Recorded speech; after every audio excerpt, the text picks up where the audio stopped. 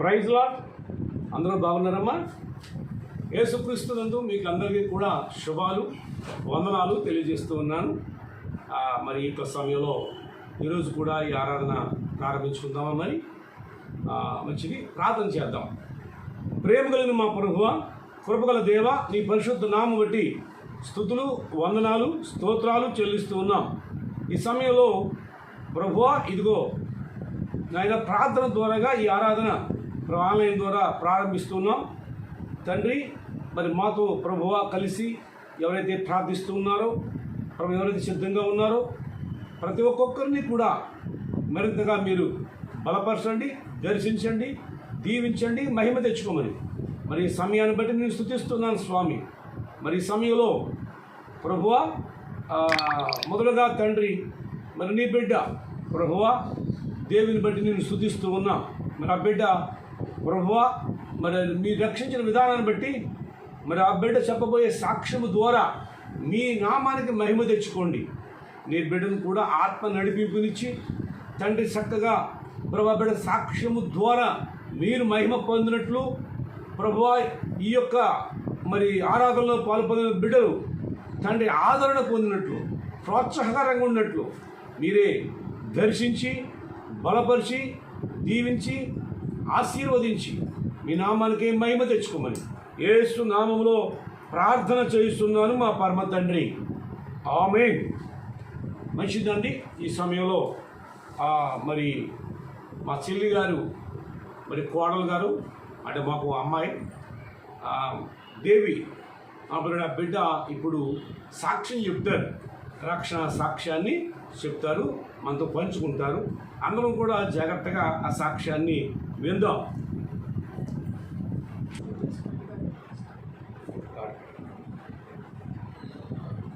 మేలులు నీ మేలులు మరచిపోలేమయా,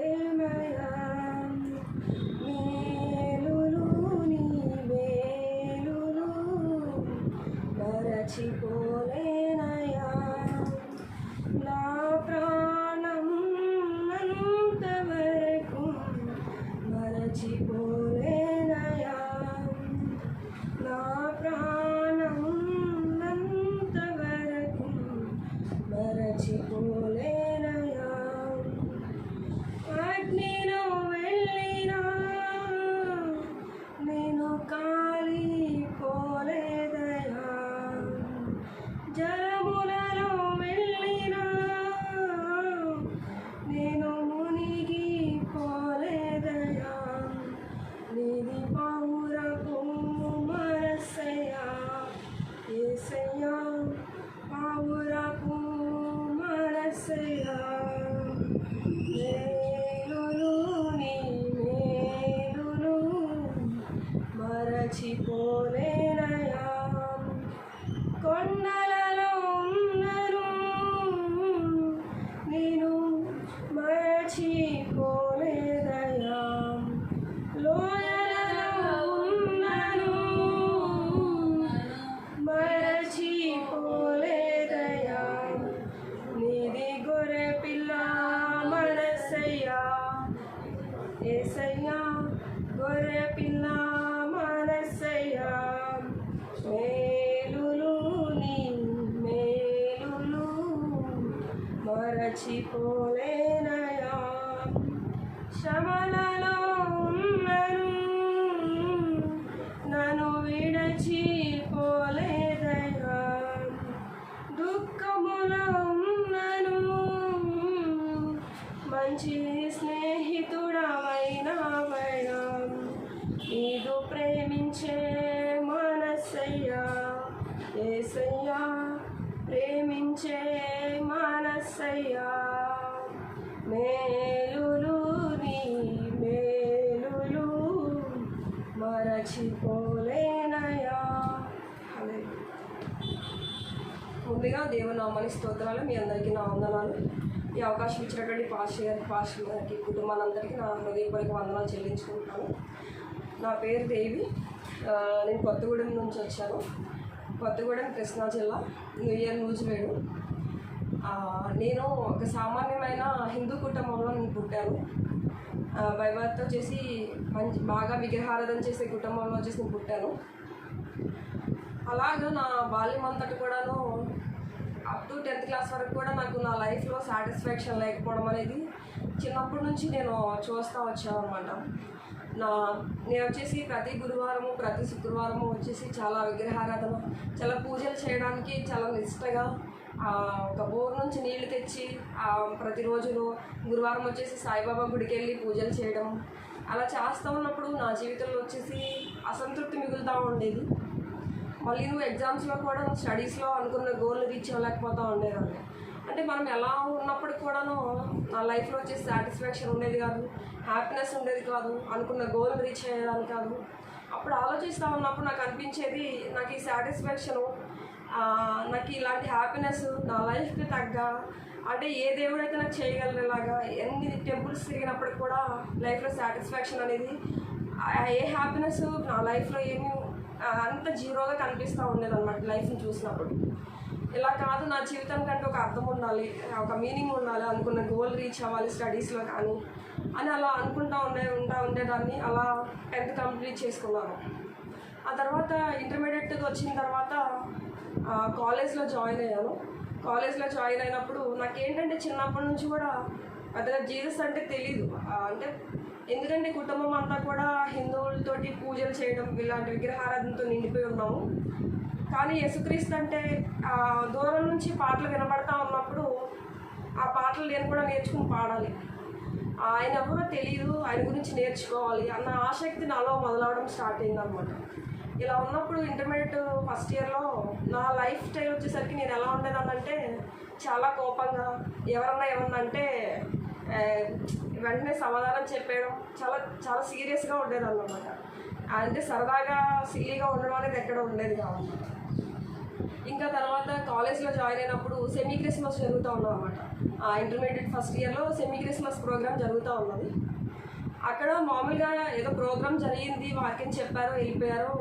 కానీ అక్కడ నన్ను పట్టుకున్న విషయం ఏంటంటే దేవుని పాటలు అనేవి నన్ను చాలా నా హార్ట్కి టచ్ అయ్యాయి అనమాట. చాలా బాగున్నాయి కొన్ని పాటలు వచ్చేసి నాకు బాగా నచ్చాయి అనమాట. తర్వాత అవి నేర్చుకుని ఎలా అయినా సరే ఆ పాటలన్నీ నేర్చుకుని దేవుని సన్నిధిలో పాడాలి అనే ఆసక్తి కలగడం స్టార్ట్ అయింది అనమాట. ఇలా ఉంటూ ఉండగా రూమ్లో ఫ్రెండ్స్, నాకున్న కోపానికి రూమ్లో ఫ్రెండ్స్ తిట్టినప్పుడు ఇంకెలాంటి వాళ్ళ మధ్యలో నేను ఉండను అని చెప్పేసి సపరేట్గా ఒక రూమ్లో ఉండడానికి హాస్టల్లోనే పక్క రూమ్లోకి వచ్చేసాను అనమాట. పక్క రూమ్లోకి వచ్చి కూర్చుని బాధపడిపోతున్నాను, ఏడ్ చేస్తున్నాను అనమాట. అంటే నా లైఫ్లో అంటే యాక్టివ్గా ఉండలేకపోతున్నాను, మంచి చదువుకోలేకపోతున్నాను, ఏదో వెలితి మిగిలిపోతూ ఉందన్నమాట, ఏదో తెలియని లోటు మిగులుతూ ఉందన్నమాట జీవితంలో అన్నప్పుడు నేను ఒక రూమ్లో కూర్చొని బాధపడిపోతున్నాను అనమాట. అవి శ్రమ దినాలు. అయితే ఒక అక్క వచ్చి ఇక్కడ ప్రార్థన జరుగుతుంది, ఎవరైనా వస్తే రండి అనేసి పిలిచారనమాట. మా కాలేజీలో ఒక పాస్టర్ గారు వచ్చి వాక్యం చెప్తూ ఉండేవాళ్ళు ఒక 10 నిమిషాలు. అంటే అరగంటలో అందరు గ్యాదర్ అయ్యేసరికి ఒక 10 నిమిషాలు వాక్యం ఇస్తూ ఉన్నప్పుడు ఆ వాక్యం ద్వారా దేవుడు నాతో మాట్లాడుతూ వచ్చేవాళ్ళు. ఎలా అంటే భయపడకుండా నీకు సహాయం చేసేదను అని దేవుడు అంటే ప్రతి సండే నాతో ఒక వాక్యం మాట్లాడడం స్టార్ట్ చేశాను అనమాట. ఇంకా అప్పటి నుంచి నాకు బైబిల్ అంటే కొత్త నిబంధన ఒకటే ఉండేది, చదవాలని కూడా తెలిసేది కాదనమాట. ఇంకా అలాగే ఇంటర్మీడియట్ ఫస్ట్ ఇయర్ అయిపోయింది, సెకండ్ ఇయర్కి వచ్చాను. అప్పుడే దేవుని గురించి తెలుస్తూ ఉన్నదన్నమాట. అప్పుడు దేవుని గురించి తెలుస్తూ ఉన్నప్పుడు అప్పుడే నిజమైన దేవుడు అని చెప్పేసి కొన్ని సండేస్లో అలా వింటూ ఉన్నాను అనమాట. అప్పుడప్పుడే జస్ట్ దేవుని గురించి తెలుసుకుంటూ ఉన్న రోజులు అనమాట. తెలుసుకుంటూ ఉన్నప్పుడు ఏం చేశానంటే ఎగ్జామ్స్ వచ్చేసి, ఇంటర్మీడియట్ ఎగ్జామ్స్ వచ్చేసి, అంటే నా లైఫ్లో ఏదైనా సరే నేను ప్రాక్టికల్గా ఫేస్ చేస్తే, అంటే ప్రాక్టికల్గా దాన్ని అనుభవిస్తే కానీ ఇది కరెక్టే కాదనే డెసిషన్ చూసినప్పుడు వెంటనే చెప్పేసుకోను అనమాట. అంటే విన్నప్పుడు కూడా ఫైనల్ డెసిషన్కి రాను. నా లైఫ్లో నేను దాన్ని ఏదైనా ఫేస్ చేసినప్పుడు మాత్రమే నేను దాన్ని నమ్ముతాను అనమాట. అలాగా ఎగ్జామ్స్ వచ్చేసి రాసేసాను. ఎగ్జామ్స్ ముందు కూడా ప్రార్థన చేసుకున్నాను. ఒక ఫిజిక్స్ ఎగ్జామ్ పేపర్ చాలా ఈజీగా వచ్చింది, నేను నా దేవుని ప్రార్థన చేసుకోకపోయినా నేను పాస్ అయిపోతాను అని చెప్పి ఆ రోజు ఏం చేశాను, దేవుని పక్కన పెట్టేశాను అనమాట. దేవుని పక్కన పెట్టినప్పుడు అంటే నా తోటి ఫ్రెండ్స్ అందరూ కూడా ఎగ్జామ్ రాసేసి వచ్చి అందరూ కూడా మోకరించుకుని ప్రార్థన చేసుకున్నాను. నేనేంటంటే చేసుకోలేదు, దేవుని నెగ్లెక్ట్ చేశాను అనమాట. ఏమవుతుంది ఏం కాదు, దేవుడు హెల్ప్ చేయకపోయినా పాస్ అయిపోతాను అన్న ధీమాలో ఉన్నాను అనమాట. ఎగ్జామ్ రిజల్ట్ రాగానే నేను ఫెయిల్ అయిపోయాను అనమాట. ఏంటంటే వెంటనే నేను చేసిన నెగ్లెక్ట్ వల్ల రిజల్ట్ ఫెయిల్ వచ్చేసింది. అంటే మన దేవుడు అలా చేసే దేవుడు కాదు. కానీ ఏంటంటే నా యొక్క నెగ్లిజెన్సీని దేవుడు నాకు రిమైండ్ చేశారనమాట. పేపర్ చాలా ఈజీగా వచ్చినప్పటికీ మన లైఫ్లో ఏదన్నా పొందుకోవాలి అంటే అది మంచి రిజల్టే కానీ, లేకపోతే మంచి ఫ్రూటే కానీ, మంచి లైఫే కానీ ఏదైనాను దేవుని కృప లేకుండా అవి ఎంత సులువుగా ఉన్నప్పటికీ కూడా మనం పొందుకోలేము అనడానికి ఆ యొక్క విధి ద్వారా నాకు నేర్పించారనమాట. రిజల్ట్ చూసినప్పుడు వెంటనే అదేంటి ప్రభావ, నేను అన్నీ బాగానే రాశాను కదా, ఇలా ఫెయిల్ అయిపోతున్నాను ఏంటి, ఇలా ఎందుకు ఫెయిల్ అయ్యానని ఆలోచించుకున్నాం. వెంటనే ఏంటంటే అవును నేను దేవుని నెగ్లెక్ట్ చేశాను. మనం దేవుని నెగ్లెక్ట్ చేయకూడదు. ఎందుకంటే అది దేవునికి ఇచ్చే ప్రయారిటీ ఇవ్వాలి. కంపల్సరీగా దేవుడు మన పట్ల చేసిన మేలుకి ఆయనకి కృతజ్ఞతలు తెలియచేయాలి. కానీ అప్పుడు నేను నెగ్లెక్ట్ చేశాను. అంటే ఆయన కృప లేకపోయినా బ్రతకేయగలమన్న ఇదిలో ఉన్నాను అనమాట. అప్పుడు ఒప్పుకొని నేను చెప్పాను అనమాట, ప్రభా ఇది నన్ను క్షమించండి, నేను నా నెగ్లిజెన్స్ చేశాను అని చెప్పి. అంటే మనం ఏ విషయంలోనైనా సరే దేవునికి ప్రయారిటీ ఇవ్వాలి. దేవునికి ప్రయారిటీ ఇచ్చినప్పుడు మన పట్ల ఆయన కృప చూపుతారు అనేది నేను నేర్చుకుంటూ వచ్చాను అనమాట. మళ్ళీ నెక్స్ట్ టైం సప్లిమెంటరీ రాసినప్పుడు పేపర్ చాలా టఫ్గా, కనీసం పాస్ మార్క్స్ కూడా రాయడానికి ఆప్షన్ లేదు. నిజంగా వచ్చింది పేపర్. అలాంటి చూసి రాయకుండా అప్పుడు ఏంటంటే పేపర్స్ మార్చేసుకుని లేకపోతే చూసి రాసేసి అలాంటివి జరుగుతూ ఉంటాయి అనమాట. నేను చూడకుండా నా ఓన్గా ఎంతవరకు వస్తే అంతవరకు అని చెప్పి రాసుకున్నాను అనమాట. అది రాసినప్పుడు ఫస్ట్ టైము 16 మార్క్స్ వస్తే సెకండ్ టైం దానికి దేవుడు డబల్ చేసి, అంటే నా తప్పు నేను ఒప్పుకున్నాను. దేవుని సన్నిధిలో ఏదంటే ప్రార్థన చేసి తప్పులు ఒప్పుకున్నప్పుడు దేవుడు క్షమించేవారుగా ఉన్నారన్న విషయాన్ని నా లైఫ్లో మళ్ళీ ఒకసారి ప్రూవ్ చేశాను అనమాట. ఇంకా అప్పటి నుంచి కూడా దేవుని బిలీవ్ చేయడం స్టార్ట్ చేసిన తర్వాత ఈవినింగ్ ప్రేయర్స్ సండే నేను హాస్టల్లో ఉన్నప్పుడు ఆదివారం చర్చికి వెళ్ళడానికి కుదరకపోయినప్పుడు ఆ పాస్టర్ గారు చెప్పే ఒక 10 నిమిషాల వాక్యం అది పట్టుకోవడం స్టార్ట్ చేసింది అనమాట. మనం యవనస్తులము ఎలా ఉంటున్నాము ఏంటి, మన వే ఆఫ్ బిహేవియర్ ఎలా ఉంటుంది, అంటే అబ్బాయిలు అట్రాక్ట్ చేసేగా ఉంటుందా లేకపోతే ఇతరులకి డామినేట్ చేసేగా ఉంటుందా, మన ద్వారా ఎవరైనా బ్యాడ్ వేలో చెడ్డ మార్గంలో వెళ్ళడానికి మనం వాళ్ళకి ఒక ఆప్షన్గా ఉంటున్నామా అని చెప్పి మన లైఫ్ని మనం పరీక్షించుకోవాలి. అంటే కంటి ద్వారా కానీ చెవి ద్వారా కానీ ఏమైనా బ్యాడ్ థింగ్స్ చేయకూడదు, చూసి రాయకూడదు, పక్కన వాళ్ళు దొంగిలించకూడదు. హాస్టల్స్లో ఉన్నప్పుడు అన్నీ కూడా దేవుడు గమనిస్తారు అనే విషయాన్ని నాకు తెలియజేస్తూ వచ్చారు అనమాట.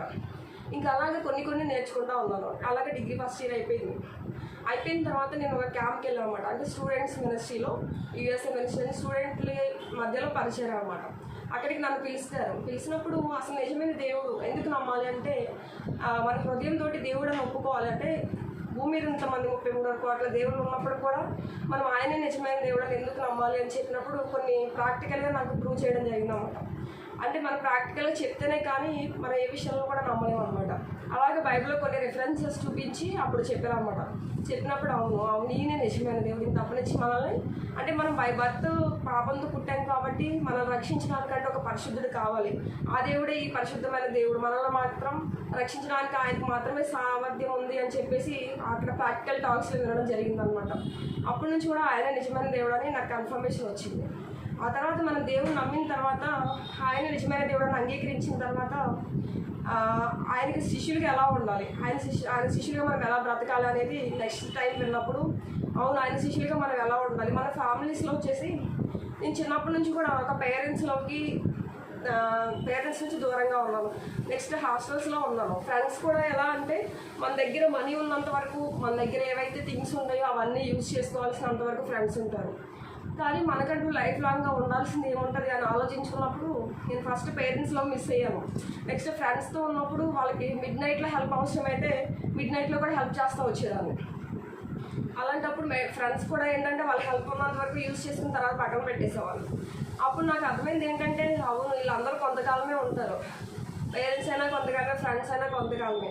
మనం దేవునితో సహవాసం చేసినప్పుడు, మనం దేవునితో స్పెండ్ చేసినప్పుడు దేవుడిచ్చేటువంటి కృప, దేవునితో మనకు ఉన్నటువంటి రిలేషన్ అనేది దాన్ని ఎవరు బ్రేక్ చేయలేరు, దాన్ని ఎవరు దోచుకోలేరు. అది మాత్రం వెరీ స్ట్రాంగ్గా, అది ఎప్పటికీ మన లైఫ్ లాంగ్ మనతోనే ఉంటుంది అని అర్థం చేసుకున్నప్పుడు మనం పర్సనల్గా దేవునితో స్పెండ్ చేయాలని దేవుడు నాతో మాట్లాడుతూ వచ్చినమాట. అప్పుడు దేవునితో మాట్లాడుతూ వచ్చినప్పుడు నేనేమనుకున్నానంటే అంటే అప్పటికప్పుడు చేసిన మిస్టేక్స్ ఏమన్నా ఉంటే ఒప్పుకుంటూ ఉండేదాన్ని. ఇలా కాదు, ఏం చేయాలంటే మనం అనుకుంటాము చిన్న మిస్టేక్సే దేవుడు క్షమించేస్తారు అని. ఒకరోజు ఏం చేశానంటే చిన్న మిస్టేక్స్ ఒక పేపర్ మీద రాయడం స్టార్ట్ చేశాను అనమాట. నేను ఏ రోజు ఏ టైంలో ఎలాంటి మిస్టేక్ చేశాను అనేది ఒక పేపర్ మీద రాయడం స్టార్ట్ చేశాను. అలా రాస్తూ ఉన్నప్పుడు కనీసం ఫ్రంట్ అండ్ బ్యాక్ ఒక 3 పేజీలు రాశాను అనమాట.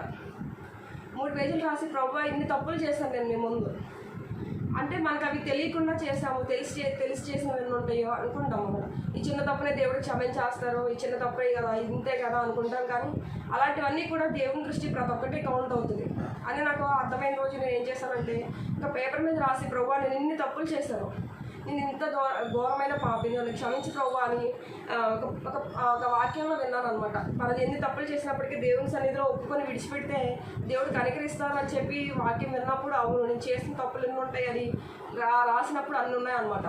అవన్నీ కూడా దేవుని సన్నిధిలో ఒప్పుకొని విడిచిపెట్టాను. అలాగే డిగ్రీ కంప్లీట్ చేసుకున్నప్పుడు, డిగ్రీ ఫైనల్ ఇయర్ ఎగ్జామ్స్ అప్పుడు కూడా నాకు భయంకరమైన ఫీవర్ అనమాట. భయంకరమైన ఫీవర్ అయితే ఎగ్జామ్స్కి వెళ్ళి ఎగ్జామ్ పేపర్ మీద రాసే ఓపిక లేకుండా చాలా అనమాట భయంకరమైన జ్వరం వచ్చేసింది. అలాంటప్పుడు కూడా దేవుడు నన్ను ఎక్కడా కూడా విడిచిపెట్టకుండా అందరికంటే మంచి మార్క్స్ ఇచ్చి మంచి పర్సెంటేజ్ తోటి దేవుడు 90%, 80% సబ్జెక్ట్లో వచ్చేలాగా చేశారనమాట. అందుని బట్టి ఆ దేవాదేవునికి వందనాలు చెల్లిస్తూ ఉన్నాను. మరి ముఖ్యంగా ఏంటంటే, నేను ఎలా పర్సనల్గా దేవునితో స్పెండ్ చేసి వాక్యం చదువుతూ ఉన్నప్పుడు దేవుడు ఏం గుర్తు చేస్తూ ఉండేవారంటే, తల్లి గర్భంలో రూపింపడుకుంటే నేను ఎరిగి ఉన్నాను ఒక వాక్యం ద్వారా నాతో మాట్లాడారు అనమాట. మార్నింగ్ లేసి బైబిల్ చదువుతూ ఉన్నప్పుడు దేవుడు నాతో మాట్లాడారు. నేను ఆ వాక్యాన్ని నాకు హృదయానికి తట్టిందనమాట. దేవుడు నాతో ఎందుకు ఈ వాక్యాన్ని పదే గుర్తు చేస్తున్నారో అని చెప్పి ఒకసారి నా భర్త గురించి ఆలోచించుకుందామని వెళ్ళాను నేను. నా భర్త గురించి ఆలోచించినప్పుడు, నేను పుట్టినప్పుడు మా మమ్మీ చనిపోయే పరిస్థితి అనమాట. అలాంటి పరిస్థితిలో అంటే డాక్టర్స్ కూడా మా వల్ల కాదు అన్నప్పుడు కూడా నేను చాలా అంటే పుట్టిన వెంటనే మమ్మీకి బాగోలేదు. అప్పుడు ఒక పాస్టర్ గారి ద్వారా ప్రేయర్ చేసినప్పుడు మమ్మీలో చలనం రావడం అనేది జరిగిందనమాట. అంటే ఏంటంటే, అలాంటి పరిస్థితుల్లో మనల్ని ఎవరు చిన్న బేబీని అంటే పట్టించుకుంటారు, కానీ దేవుడు మనల్ని కాపాడినంతగా ఎవరు కాపాడి ఉండకపోవచ్చు. ఆ తర్వాత ఫీవర్స్ వచ్చినప్పుడు ఒకసారి ఏంటంటే, చిన్నగా ఉన్నప్పుడే వెళ్ళి కరెంట్ని పట్టుకున్నాం అనమాట. కరెంట్ని పట్టుకున్నప్పుడు కూడా ఆ రోజు ఆ షాక్కి అంటే చనిపోవాల్సిన పరిస్థితి అనమాట.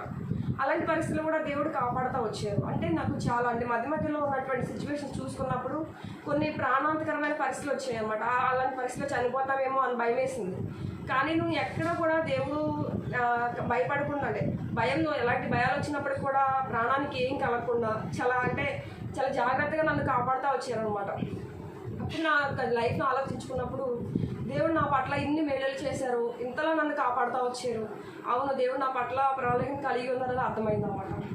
ఆ తర్వాత కొన్ని బైబిల్ స్టడీస్లో కొంతమంది యోబు కానీ, దావీదు కానీ, ఇలాగ ప్రతి ఒక్క పర్సన్ గురించి క్యారెక్టర్స్ చదువుతూ వచ్చినప్పుడు వీళ్ళందరి లైఫ్లో ఇంతలా ఫేస్ చేస్తూ వచ్చారని నాకు ఇంకా నన్ను బయలుపరుస్తూ వచ్చారనమాట.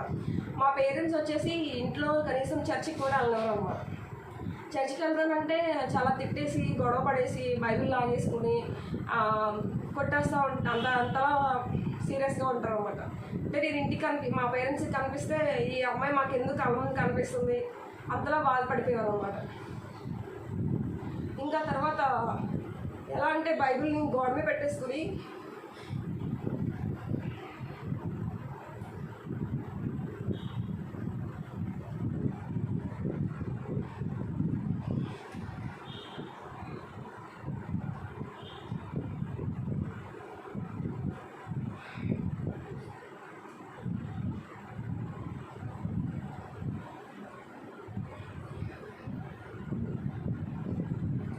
బైబిల్ని గోడ మీద పెట్టేసుకుని గోడ దిగేసి చర్చికి వెళ్ళిపోయాను.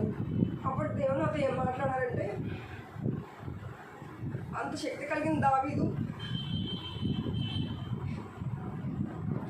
దేవునికి చాలా దగ్గరగా బ్రతికి దావీదు దేవుని ఆరాధించే విషయంలో తను ఎక్కడ మిస్ అయిపోతాడో అని చెప్పి దేవుడిని తను పురికలుపుకుంటూ దేవుడిని ఆరాధించేవాడు. మనం దేవుడిని ఎంతవరకు ఆరాధిస్తున్నామో, మన పట్ల దేవుని పర్పస్ ఏంటి, కొన్ని మీటింగ్స్లో ఉన్నాను అనమాట. అంటే మన పట్ల దేవునికి ఒక ప్రణాళిక కలిగి ఉంటుంది. ఇంతమంది ప్రపంచంలో ఉన్నప్పుడు దేవుడు మనల్ని ఏర్పాటు చేసుకున్నారంటే ఆయన చిత్తం మన పట్ల జరగాల్సింది ఉంటుంది అని అర్థమైనప్పుడు, అవును నా పట్ల దేవుని చిత్తం ఉంది, నేను దేవుణ్ణి ఆరాధించాలి. దేవుని మనం ఆరాధించకపోతే ఈ రాళ్ళు ఇవన్నీ కూడా దేవుణ్ణి ఆరాధిస్తాయని ఒక వాక్యం ద్వారా దేవుడు మాట్లాడుతూ ఉంటారు అన్నమాట. అవును, ఒకరోజు దేవుణ్ణి ఆరాధించకపోతే ఒక సండే మిస్ అయ్యానంటే నా లైఫ్లో ఆ వీక్ మొత్తం కూడా వెలితిగా మిగిలిపోద్ది అనమాట. అంటే నేను దేవుని సన్నిధిలో స్పెండ్ చేయలేకపోయాను. ఇంకా ఆ బాధ మళ్ళీ నెక్స్ట్ సండే దేవుళ్ళు గడిపే వరకు కూడా అలా ఉంటుంది అనమాట. నేను దేవుళ్ళు ఎదుగుతూ ఉన్న రోజుల్లో మా ఇంట్లో ఇంకా విగ్రహారాధన పెరుగుతూ ఉండేది అన్నమాట. అలా ఎంఎస్సికి వచ్చాను. దేవునితో నేను కమిట్మెంట్స్ ఏంటంటే పరిశుద్ధంగా ఉండాలి, దేవునికి మాదిరికరంగా బ్రతకాలి, దేవునికి ఇష్టమైన వారిగా బ్రతకాలి అని చెప్పి నన్ను నేను పరిశుద్ధపరచుకుంటూ నాలో ఉన్నటువంటి తప్పులు దేవుని ఎదుట ఒప్పుకుంటూ అలా వచ్చేదాన్ని అనమాట. అప్పుడు ఎంఎస్సికి వచ్చేసిన తర్వాత కూడా ఎంఎస్సి కంప్లీట్ చేసుకుని ఇంట్లో ఉన్నప్పుడు మా అమ్మ వాళ్ళు నేను ఎలాగా మా నాన్న బయటికి వెళ్ళిపోయినప్పుడు బైబిల్ని గోడలో పెట్టుకున్నట్టు నుంచి వెళ్ళిపోతాను, ఇంటి వెనక నుంచి వెళ్ళిపోయేదాన్ని అనమాట. అలా ఒకరోజు మా అమ్మగారు కూడా వెళ్ళలేకుండా బైబిల్ లాగేసుకుని కొట్టేసి కర్రించుకుని పడితే వేలు మొత్తం ఇలాగ ఇదైపోయేలాగా చాలా ఇబ్బంది పెట్టేవారు అనమాట. అలా పెట్టినప్పుడు ఏంటంటే నా మనసులో నేను అసలు ఉండలేకపోయేదాన్ని అనమాట. అలాగా ఎప్పుడన్నా కొన్ని సండేస్ మిస్ అయినట్లు ఉంటుంది అన్నమాట. అలా ఉన్నప్పుడు నా లైఫ్లో ఏంటంటే నాకు కావాల్సిన సాటిస్ఫాక్షన్ లేకుండా దేవుని సన్నిధిలో స్పెండ్ చేయకుండా లోపల కలిసిపోతావా అన్నంత అనిపిస్తుంది అన్నమాట. ఫ్రెండ్స్ కూడాను ఒక గుంపుగా కలిసి మాట్లాడుకుంటూ ఉన్నప్పుడు, లేకపోతే పక్కన వాళ్ళు హేళన చేసి మాట్లాడుతూ ఉన్నప్పుడు, ఇద్దరు ముగ్గురు కలిసి హేళన చేస్తూ ఉన్నప్పుడు ఆ గుంపులో దేవుడు ఉండొద్దు అనేసి చెప్తాం అనమాట. అవును, అలా ఫ్రెండ్స్ మధ్యలో కూడా అలాంటి వే ఆఫ్ బిహేవియర్ కూడా దేవునికి మాదిరికరంగా ఉండాలని చెప్పినప్పుడు, అవును ఆ గుంపులో నేను కూడా కలిసిపోతే దేవునిలో మనం ఉండలేమని చెప్పేసి ఆ గుంపు నుంచి దూరంగా వచ్చేయడం, దేవునిలో స్పెండ్ చేయడం, ఒంటరిగా దేవునితో మాట్లాడుకోవడం, మన లైఫ్లో చేసినటువంటి అన్ని విషయాలు కూడా ప్రతిదీ దేవుని సన్నిధిలో ఒప్పుకోవడం, మా జీవితంలో చేసిన మెరాకిల్స్ని కూడా దేవుని సన్నిధిలో ఒప్పుకుంటూ వచ్చేదాం అన్నమాట. మళ్ళీ తర్వాత ఒకసారి ట్రాన్స్ఫర్స్ ఆపరేషన్ జరిగినప్పుడు నైట్ అంటే సర్జరీ జరిగిన 3 రోజులకి నోట్లో ఏంటంటే బ్లడ్ వచ్చేసింది అనమాట. డాక్టర్ ఏమన్నారంటే ఆ బ్లడ్ మెంగకూడదు అని చెప్పారనమాట. ఇంకోటి ఏంటంటే అంటే మేము మా పేరెంట్స్ జనరేషన్ నుంచి కూడా చాలా అంటే కొంచెం ఫైనాన్షియల్గా స్ట్రగుల్ అవుతూ వచ్చేవాళ్ళం అనమాట. అప్పుడు 3 డేస్కి ఏమైందంటే నోట్లో నుంచి మిడ్ నైట్లో బ్లడ్ రావడం స్టార్ట్ అయింది. నేను రోజు కూడా పడుకునే ముందు కానీ వీళ్ళు డేలో ఎప్పుడైతే అప్పుడు బైబిల్ చదువుకుంటూ ఉండేదాన్ని. అప్పుడు బైబిల్ చదువుకున్నాను, నోట్లో ఇది మింగుడు పడట్లేదు అనమాట. ఏంటో అని చూసుకుంటే బ్లడ్ వచ్చేస్తుంది. అలాగా 10 to 10:30 వరకు అలాగే వస్తూనే ఉన్నాను, బ్లడ్ ఆగట్లేదు.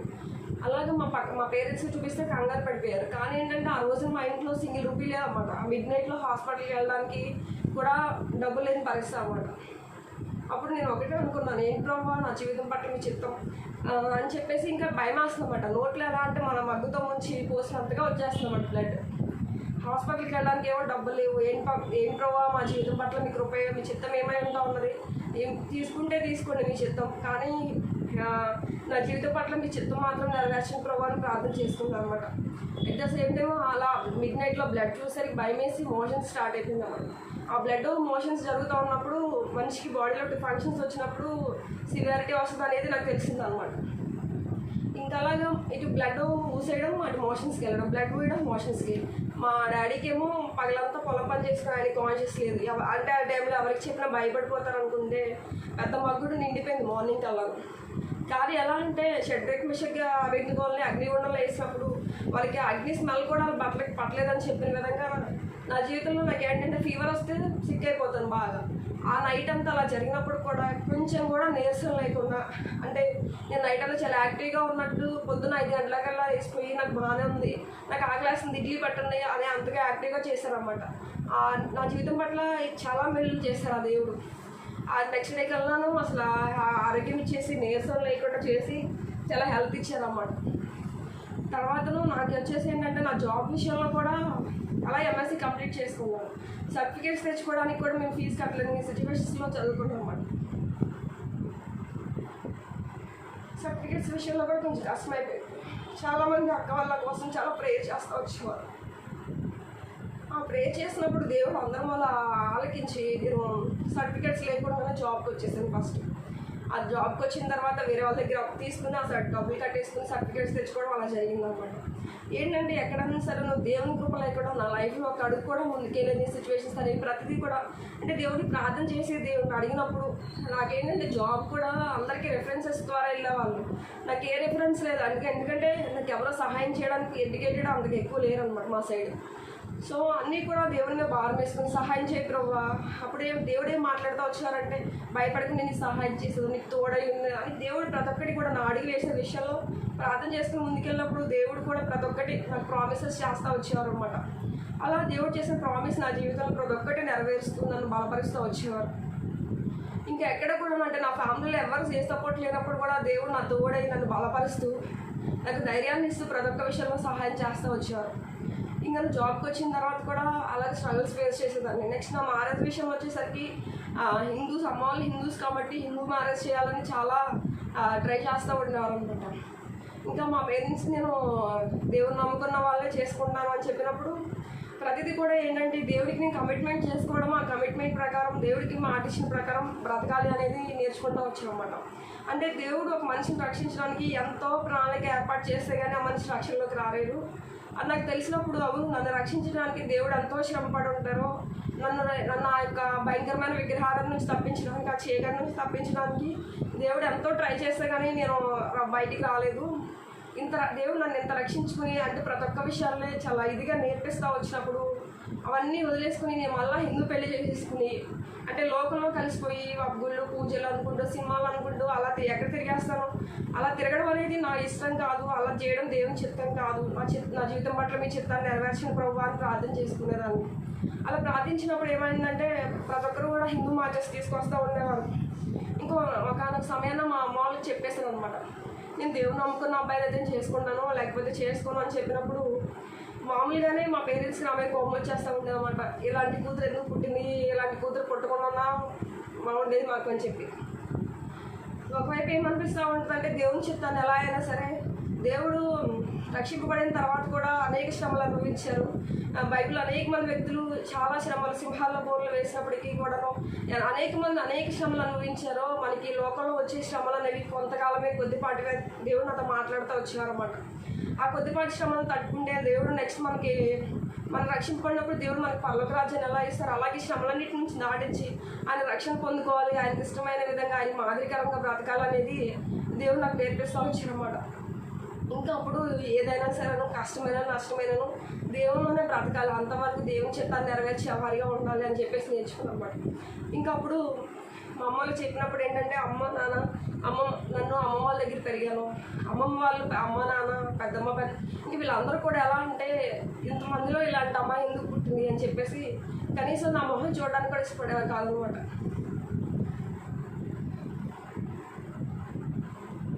ఇంకా అప్పుడు ఇంటికి వస్తే ఎవరు పట్టించుకునేవారు కాదు.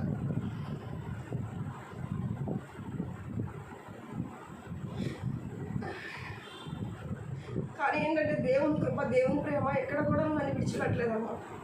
ఈ పేరెంట్స్ వాళ్ళ మాటలు వినలేదన్నందుకు వాళ్ళు చాలా బాధపడ్డారు. ఇటువైపు పెంచిన వారని వీళ్ళు దాదాపుగా మా కుటుంబంలో 1.5 years 2 years 2.5 years వరకు ఎవరో మాట్లాడుకుంటుండేవారు. కానీ ఏంటంటే దేవుని చిత్తాన్ని నెరవేర్చాలి, దేవుని కోసం బ్రతకాలి, దేవునికి మాదిరికరంగా ఉండాలి. ఒక టాక్లో ఏమైందంటే పర్పస్ ఆఫ్ లైఫ్ అనేది నన్ను చాలా టచ్ చేసింది అనమాట. అంటే మనం ఉన్నామంటే మన లైఫ్ కంటే ఒక పర్పస్ ఉంటుంది. దేవుడు ఏది లేకుండా మనం క్రియేట్ చేయలేదు. ఈ లోకంలో చాలామంది జనాలు ఉన్నప్పుడు కానీ దేవుడు మనల్ని ఎందుకు ఎన్నుకున్నారో ఒక చిత్తం ఉంది ఆయన పట్ల, మనల్ని నెరవేర్చడానికి, మనల్ని పీల్చుకున్నారు. దేవుడు మనల్ని పరిశుద్ధంగా ఉంచడానికి, ఆయన ఆహ్లాదించడానికి. అలాంటి జీవితం నుంచి పేరెంట్స్ బాధపడినా ఎవరు బాధపడినా కొంతకాలం వరకే బాధపడితే తర్వాత అందరూ హ్యాపీగా ఉంటారని చెప్పి చూసినప్పుడు దేవుని నమ్ముకున్న సంబంధాలు ఆ మ్యాచెస్ దొరక చాలా ఇబ్బంది పడతాము. ఒకటే ప్రార్థన చేస్తూ వచ్చింది అన్నమాట. ఎందుకు ఎన్నుకున్నామో నాకు తెలియదు ప్రభు, నన్ను భయంకరమైన చీకటి నుంచి మీరు రక్షించుకున్నారు, మీరు పిలుచుకున్నారు, మీరు ఏర్పాటు చేసుకున్నారు. నా మ్యారేజ్ ఎలా జరగాలి, నా జీవితం ఎలా ఉండాలని మీ చిత్తం మీకు తెలుస్తుంది కదా ప్రభు. ఏం చేసినా మీరే చేయాలి. నాకంటూ మ్యారేజ్ విషయంలో సపోర్ట్ చేయడానికి ఎవరు లేరు, నన్ను బలపరచడానికి నాకంటూ ఈ లోకంలో ఎవరు లేరు అని చెప్పి ప్రార్థన చేసినప్పుడు ఇంకా మ్యాచ్ వచ్చింది అన్నమాట. ఇంకా దేవుని కృపను బట్టి అందరూ ఓకే అనుకోవడం. నాకు ఒకటి ఏంటంటే దేవుని చిత్తం అయితే అందరూ హ్యాపీగా ముందుకెళ్ళాలి. నాకు మాత్రమే కాదు, ఆ మ్యారేజ్ ద్వారా నేను మాత్రమే హ్యాపీగా ఉండడం కాదు, ఆ మ్యారేజ్ చేసినందుకు అందరూ సాటిస్ఫాక్షన్గా ఉండాలని చెప్పి ప్రతి విషయాన్ని కూడా దేవునికి మొరపెట్టుకుంటూ బైబిల్లో ఉన్నటువంటి మాదిరికరంగా ఉన్న వ్యక్తుల్ని, ఒక్కొక్కరు పడే శ్రమల్ని, ఒక్కొక్కరు దేవుని కోసం బ్రతికిన జీవితాలను మాదిరికరంగా తీసుకుని బ్రతకడం నేర్చుకున్నాను. ఇంకా అప్పుడు మ్యారేజ్ కూడా అంతను అసలు విగ్రహారాధన, మా మ్యారేజ్ కూడా ఎవరు సపోర్ట్ లేదు. అమ్మ నన్ను ఒప్పుకోవడం, అలాగా ఎవరున్నా లేకపోయినా దేవుని కృపను బట్టి నా ఎంగేజ్మెంట్కే మా ఇంట్లో ఒక పాస్టర్ గారు ప్రేయర్ చేయడం అనేది, మా ఇంట్లో నా ఎంగేజ్మెంట్ రోజునే ఫస్ట్ టైం ప్రార్థన చేయడం అనమాట. మా ఇంట్లో ప్రేయర్ చేయడం కూడా, మా ఇంట్లో ఎలా అంటే చిన్నపాటి గుడి కట్టి ఆ గుడిలో పూజలు చేయడం, అంత విగ్రహారాధనగా ఉంటారు. పాస్టర్ గారు మా ఇంటికి వచ్చి ప్రేయర్ చేయడం అనేది నా ఎంగేజ్మెంట్ అప్పుడే జరుగుతుంది అన్నమాట. ఇంకా మ్యారేజ్ కూడా దేవునికి మహిమార్థంగా జరిగించుకున్నారు. దేవుని కోసం అన్నీ కూడా దేవుడు ఎలా అంటే అడుగుడి మీకు ఇవ్వడం దేవుడు వాగ్దానం చేసిన విధంగా మా ఇష్టాలు కాకుండా దేవుని చిత్తానికి మా జీవితం అప్పగించినప్పుడు మా జీవితంలో ఆయన చిత్తాన్ని నెరవేరుస్తూ వచ్చాను. ప్రతిదీ కూడాను అడిగినప్పుడు మా పట్ల అంటే మాకు ఎంతవరకు ఏం అవసరం అవుతుందో అంతవరకు అలాంటి ఎలాంటి లోటు లేకుండా ఆయన ప్రేమని ఇప్పుడు తల్లిదండ్రుల ప్రేమని మిస్ అయ్యాను అనుకున్నాను. అంతకంటే అమూల్యమైనది అంతకంటే వాల్యుబుల్ దేవుని ప్రేమను మాకు ఇవ్వడం స్టార్ట్ చేసినప్పుడు ఈ లోకంలో ఉన్నవారు అందరూ కూడా ప్రేమించడం స్టార్ట్ చేశారు. అప్పుడు దేవుడు మా పట్ల చేసిన ఆరాధనలో చేసిన కార్యాన్ని బట్టి అవును ఈ నిజమైన దేవుడు అని చెప్పేసి కొంతమందికి బిలీవ్నెస్ రావడం, ఇంకా దేవుడు కూడా అప్పుడు దేవుడిని కూడా బిలీవ్ చేయడం అంటే ఓకే పర్లేదు దేవుడిని కూడా నమ్మచ్చు అంటే అంత మూర్ఖంగా ఉన్న మనుషుల మధ్యలో అలా దేవుడు చాలా కార్యం జరిగించారు. మ్యారేజ్ కూడాను దేవుని చిత్తంలో జరుగుతూ ఉన్నప్పుడు ఎలాంటి డిస్టర్బెన్సెస్ లేకుండా అన్నీ కూడా ఆయన మహిమార్థంగా ఆయన చిత్తం చొప్పున అన్ని మహిమార్థంగా జరిగించుకున్నారన్నమాట. అంటే నేను ఇంత యుద్ధం చేయవాడు మీ దేవుడు అని ఏహో అని వాగ్దానం సెలవిస్తున్నప్పుడు అవును నేను అనుకున్నాను నా పట్ల సపోర్ట్ చేయడానికి ఎవరు లేరు. ఏ విషయంలో అయినా సరే ఆయనే యుద్ధం చేయాలి, ఆయనే సపోర్ట్ చేయాలి, ఆయన కృప ఉంటే చాలు అని చెప్పి ఆయన కోసం నిలబడుతున్నాను కాబట్టి ఆయన ఎలాగైనా చేయాలి అని చెప్పి ఆయనే భారం వేసి ముందుకెళ్ళినప్పుడు ఏది కూడా కొద్దు లేకుండా ఎలాంటి డిస్టర్బెన్సెస్ లేకుండా అన్నీ కూడా ఆయన మహిమార్థంగా జరిగించుకున్నాను.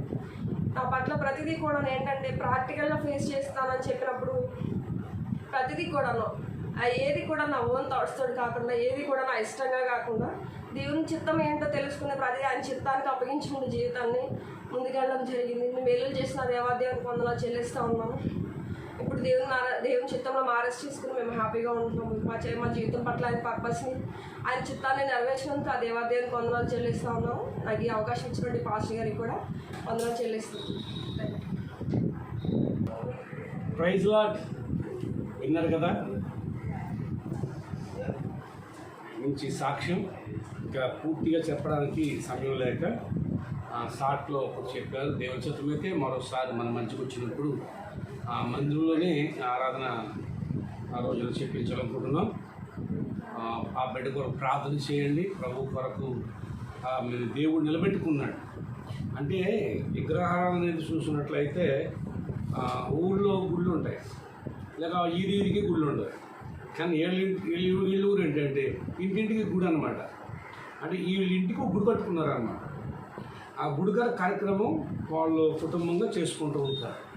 అంతగా భయంకరుడికి విగ్రహారాధన మధ్యలో నుండి దేవుడు ఈ బిడ్డను మరి ఏర్పాటు చేసుకుని రక్షించుకుని మరి నిలబడటం అనేది మగవాళ్ళు లేరు. ఒక అమ్మాయి నిలబడటం అనేది వాళ్ళ బంధువుల్లో కానీ ఎక్కడా కూడా ఎవరు కూడా యేసు ప్రభువుని నమ్ముకున్న దాఖలాలు లేవు. అలాంటి పరిస్థితులు ఎన్నో రకాల పోరాటాలు, ఎన్నో రకాల ప్రతికూలమైన పరిస్థితులు అన్నిటినీ ఎదిరించి అన్నిటి పరిస్థితుల్లో కూడా మరి ప్రభు వైపు చూస్తూ ప్రభువుకి అప్పగించుకుంటూ ముందుకి సాగినప్పుడు దేవుడు అద్భుతమైన రీతిలో మరి దేవుడు ఆ బిడ్డను రక్షించడమే కాకుండా మరి వివాహ కార్యక్రమంలో కూడా ప్రభు సాయం చేశాడు. ఇంకా ఆ అమ్మాయి ఆ కుటుంబం మరి రాబోయే దినాల్లో దేవుని సేవ చేయాలని, దేవుని కొరకు బ్రతకాలని, దేవుని చిత్తం నెరవేర్చాలనే ఆశ వారిలో ఉంది. దేవుడు అది నెరవేరినట్లుగా ఆ బిడ్డకి ఇచ్చిన భర్త నాని మరి ఇరువురిని కూడా దేవుడు ఆశీర్వదించి రానున్న దినాల్లో దేవుడు మరింతగా బలముగా వారిని వాడుకుందును గాక. ఈ సమయంలో మరి ఒక వాక్యాన్ని మనం చదువుకుందాం. అపోస్తుల కార్యములు 13వ అధ్యాయం. అపోస్తుల కార్యములు 13వ అధ్యాయము 47వ వచనాన్ని చదువుకుందాం. అపోస్తుల కార్యములు 13వ అధ్యాయము 47వ వచనం. ఏలయనగా నీవు భూదిగంతం వరకు రక్షణార్థముగా ఉండినట్లు నిన్ను అన్యజనులకు ఎలుగుగా ఉంచి ఉన్నాను అని ప్రభువు మాకు ఆజ్ఞాపించినది.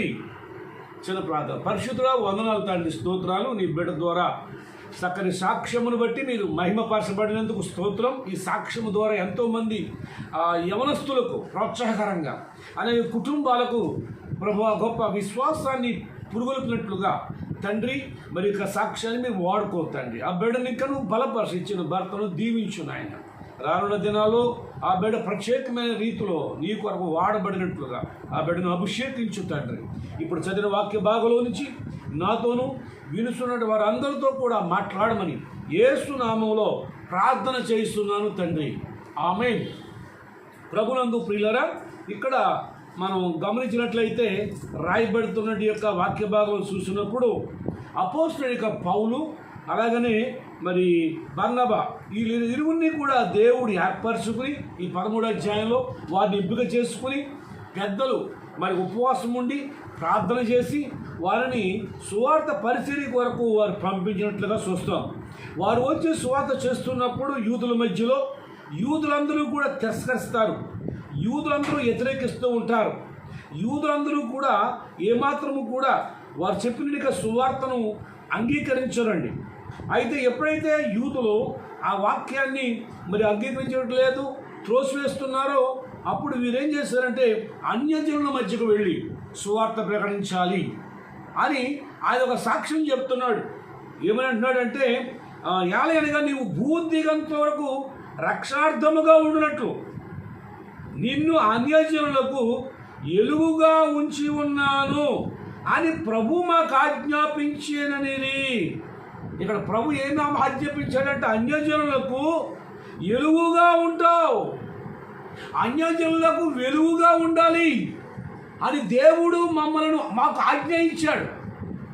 కనుక ప్రభునందు ప్రియారా అన్యజనులకు ఎలుగుగా ఆవిడ భూ దిగంతముల వరకు రక్షణార్థముగా ఉండినట్లు దేవుడు మరి వారిని ఏర్పాటు చేసుకున్నట్లుగా పరిశుద్ధ గ్రంథం తెలియజేస్తుంది. భూ దిగంతం వరకు కూడా రక్షణార్థంగా ఉండినట్లు, ఎవరు అన్యజనులకు ఎలుగుగా ఉండినట్లు, భూ దిగంతం వరకు ఏమో రక్షణార్థంగా ఉండినట్లుగానంట, అన్యజనులకైతే వెలుగుగా ఉండినట్లు అని ఇక్కడ మరి అపోస్తలుడైన పౌలు గారి గురించి ఆయన సాక్ష్యాన్ని చెప్పుకుంటున్నాడు. ప్రభునందు ప్రియమైన దేవుని బిడ్డలారా, ఎలుగు లేకపోతే చీకటిలో ఏమండి అంతా కూడా భయంగా ఉంటుంది కదా. అయితే ఇక్కడ ఒక విషయాన్ని ఆలోచించాలి. ఎలుగు చీకటికి ఉన్న వ్యత్యాసం ఏంటి అంటే చీకటి అంటే పాపానికి సాదృశ్యం.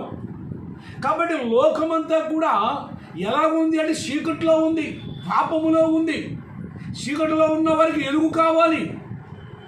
ఎలుగు లేకపోతే వారు ఎక్కడ అడుగు పెడతారో తెలియదు, అయోమయమైన పరిస్థితుల్లో పడిపోతూ ఉంటారు.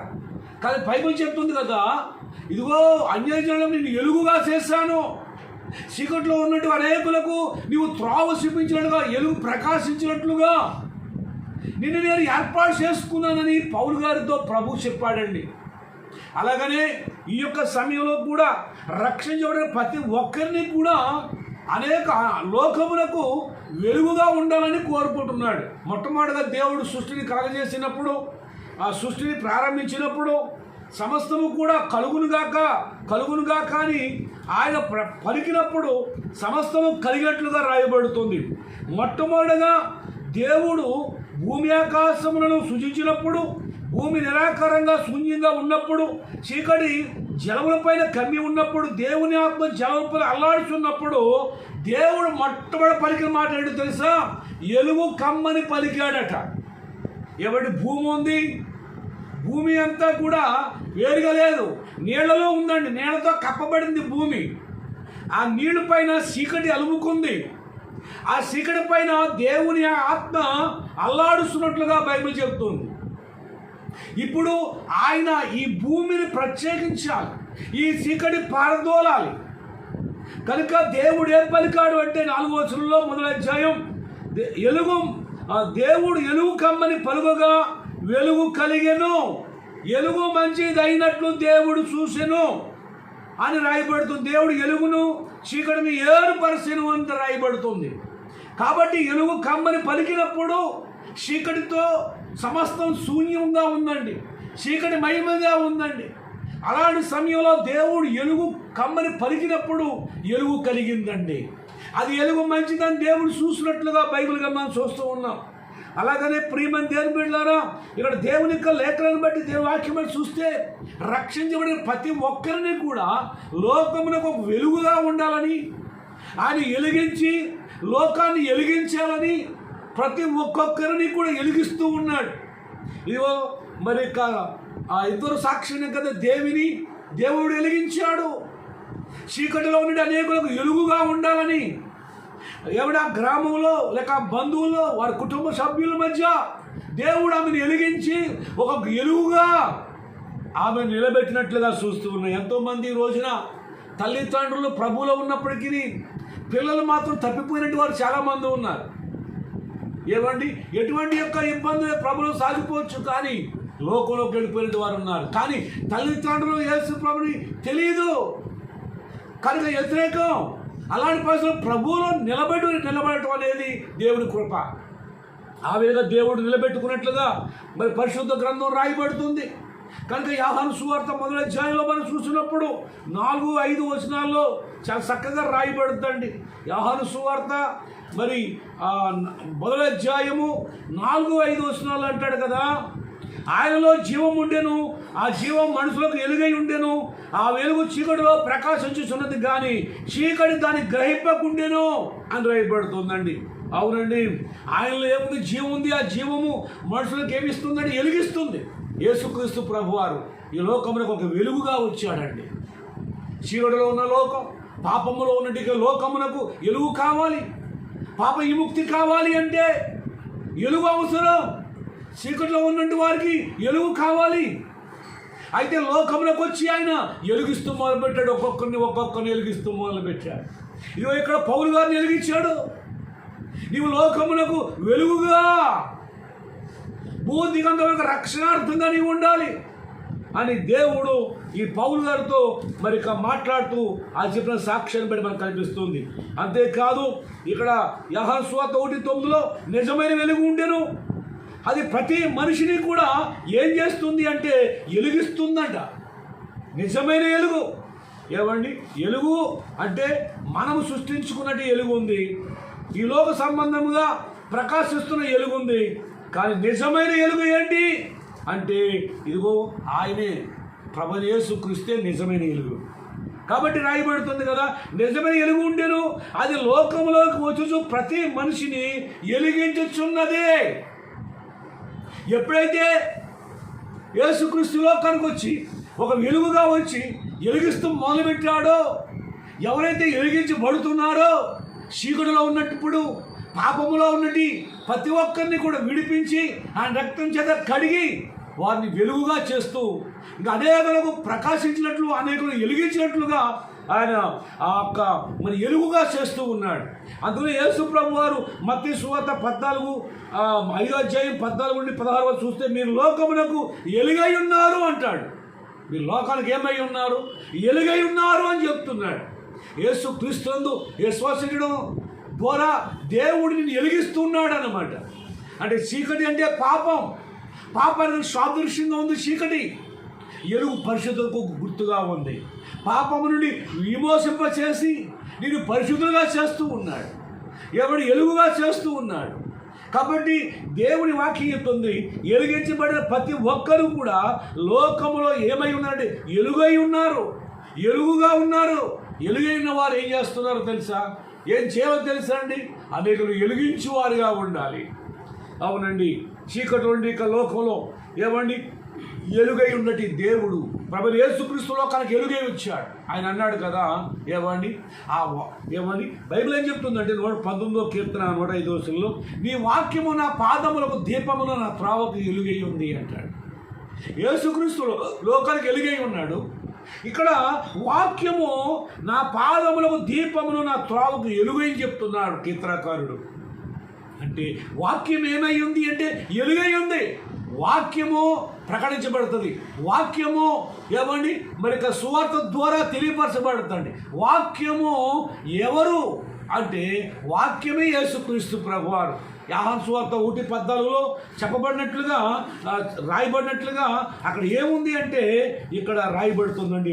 మొదటి అధ్యాయం 14వ వచనంలో మనం చూసినట్లయితే, ఆ వాక్యము శరీరధారి అయి కృపా సత్య సంపూర్ణుడుగా మన మధ్య నివసించెను, తండ్రి వలన కలిగిన అద్వితీయ కుమారుని మహిమ వలె మనము ఆయన మహిమను కనుగొంటిమి అని రాయబడుతుంది. వాక్యము వెలుగు, వాక్యము నీ త్రావుకు దీపముగా ఉంది. ఏంటి వాక్యం అంటే? వాక్యమే యేసుక్రీస్తు ప్రభు అయి ఉన్నాడు. యేసుక్రీస్తు ప్రభు వారు వాక్యమై ఉన్నాడు. అవును ప్రియా దేవుని బిడ్డరా, ఆ వాక్కు బయలుదేరినప్పుడు ఈ సమస్త సృష్టిని కలగజేసింది. కాబట్టి యేసుక్రీస్తు వాక్యమై ఆ వాక్యమును మనం అంగీకరించినప్పుడు, ఆ వాక్యమును మన హృదయంలో చేర్చుకున్నప్పుడు దేవుడు నిన్ను వెలిగిస్తూ ఉంటాడు. ఆ వెలుగు నీలో ప్రకాశిస్తుంది. అప్పుడు నీలో ఏదైతే అవిధేయతలు ఉన్నాయో, నీలో ఎటువంటి యొక్క పాపం ఉన్నదో, ఎటువంటి యొక్క శాపం ఉన్నదో, ఆ అన్నిటి నుండి కూడా పూర్తిగా విడిపిస్తుందండి ఆ వెలుగు, ఆ వాక్యము.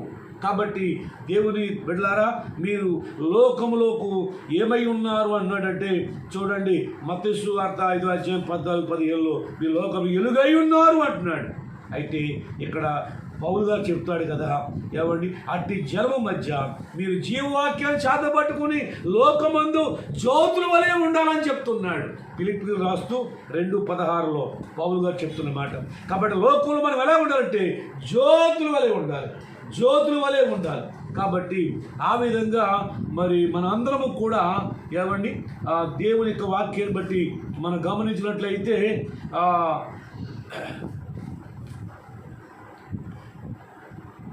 ఆ వాక్యమే యేసుక్రీస్తు ఉన్నాడు, ఆయన ఎలుగై ఉన్నాడు. కాబట్టి మన అందరము లోకమునకు ఎలుగుగా ఉందాం, ఎలుగై ఉందాం. అవునండి, నేను లోకమునకు అన్యజనులకు ఎలుగుగా ఉన్నాను అన్నాడు. మరి నిన్ను ఎందుకు రక్షించాడు? ఆ రక్షించిన దేవుడు నిన్ను మరి వెలిగిస్తూ ఉన్నాడు కనుక మనందరము కూడా మరి ఆ వెలుగుగా ఉండాలని వాక్యాన్ని బట్టి మనం చేస్తున్నాను. చిన్న ప్రార్థన చేసుకుందాం. ప్రేమగల తండ్రి, వందనాలు, స్తోత్రాలు. అవును ప్రభువా, ఇదిగో తండ్రి, నీ వాక్యం చెప్పి భూదిగంతం వరకు రక్షణార్థంగాను అలాగే అన్యజనులకు ఎలుగుగా ఉండాలని ప్రభువా మీరు తండ్రి మాట్లాడారు. అవును, పౌలు గారు చెప్పే సాక్ష్యాన్ని మా ముందు పెట్టారు. అందును బట్టి మీకు వందనాలు ప్రభువా. అయితే ఆ విధంగా ప్రతి ఒక్క మనిషిని కూడా మీరు వెలిగించారు తండ్రి, వెలిగిస్తూ ఉన్నారు.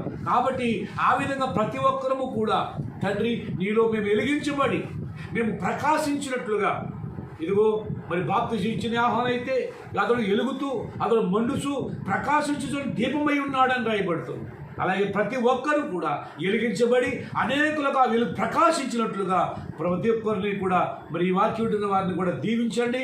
ప్రతి ఒక్కరూ ఒక వెలుగుగా ప్రకాశించినట్లుగా తండ్రి, అనేక చీకటి ఉన్నట్టు వారికి అనేకులకు క్రీస్తును చూపించగలిగినట్లుగా మీ నామానికి మహిమ తెచ్చుకోమని, ఇటువంటి వాక్యం ఫలింపచేయమని యేసు నామములో ప్రార్థిస్తూ ఉన్నాను మా పరమ తండ్రి, ఆమేన్.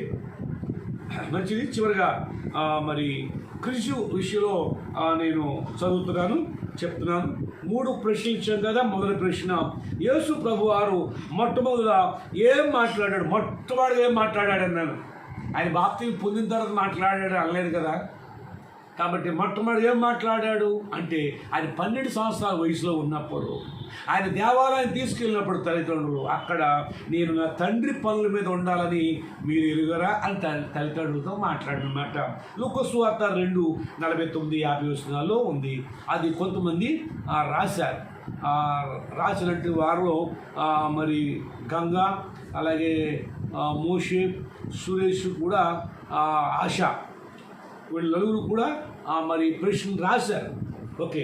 తర్వాత రెండో ఒక ప్రశ్న ఏంటంటే, యేసు ప్రభు వారు చివరిసారిగా చెప్పిన మాట, అంటే మరణానికి ముందు ఆయన్ని బంధించక మునుపు గచ్చమనే తోటలో మరి వచ్చి మరి బంధిస్తున్నారు కదా, ఆయన సిలువకు తీసుకెళ్ళక ముందు, ఆయన సిలువకు వేయక మునుపు ఆయన మాట్లాడిన మాట ఏంటి అని చెప్పినప్పుడు మరి చాలామంది చాలా రాశారు.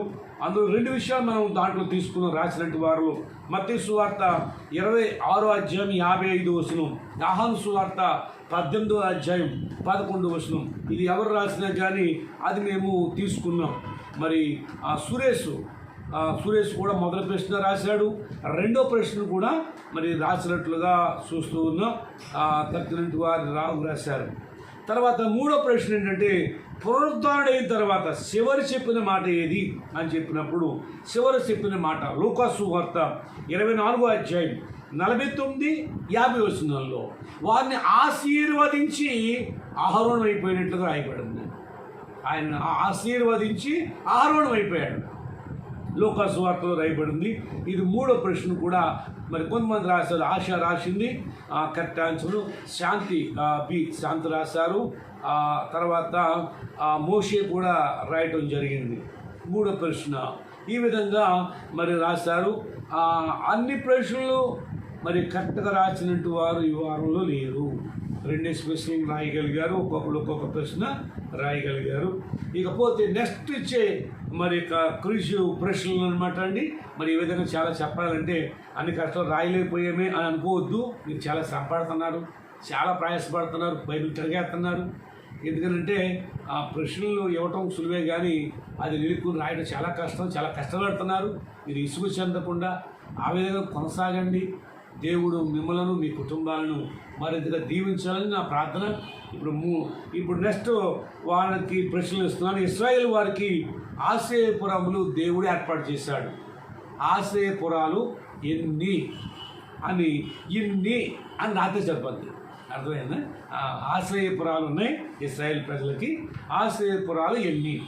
రెండోది, కనానీయులు ఎన్ని జాతులు వారిని ఎల్లగొట్టి దేవుడు కనాన్ దేశాన్ని ఇశ్రాయేల్ ప్రజలకు ఇచ్చాడు. ఇశ్రాయేల్ ప్రజలు కనాన్లో ప్రవేశించక మునుపు అందుట్లో ఎన్ని జాతులు వారు ఉన్నారు, ఎన్ని జాతులు వారిని ఎల్లగొట్టి ఆ కనాన్ దేశం ఇచ్చాడు.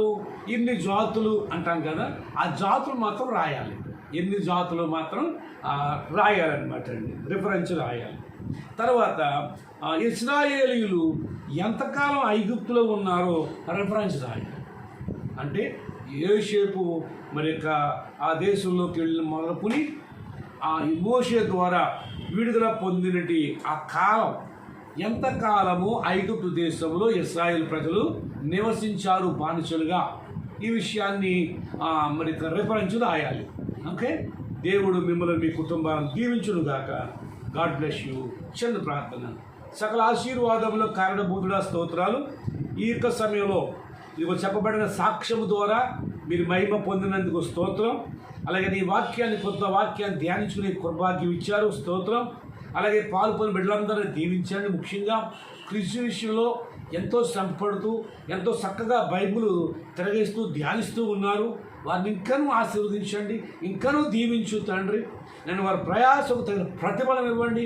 వారిని బట్టి వారి కుటుంబాలను, బిడ్డలను దీవించమని ప్రార్థిస్తూ ఉన్నాను. అలాగే ప్రభువా, మరి ఈ ప్రభువా మరి ఎవరైతే పాలు పొందుతున్నారో, ఎవరైతే ఈ యొక్క ఆరాధనలో ఉన్నారో వారినందరినీ కూడా ఆశీర్వదించి దీవించి మహిమ తెచ్చుకొని యేసునామం ప్రార్థన చేస్తున్నాను తండ్రి. ఆమేన్. తండ్రి అయిన దేవుని ప్రేమయు, కుమారుడైన యేసుక్రీస్తు కృపయు, పరిశుద్ధాత్మ యొక్క అన్యోన్య సావాసం సన్నిధి ఇప్పుడు ఎల్లప్పుడు ఇక్కడ కూడిన మా కురుని యందు విశ్వసించిన బిడ్డలకు సదా తోడై కడ వరకు నడిపించి ఆదరించి ఆశీర్వదించుగాక. దేవుడు మిమ్మల్ని దీవించుగాక. Amen. God bless you. Praise the lord.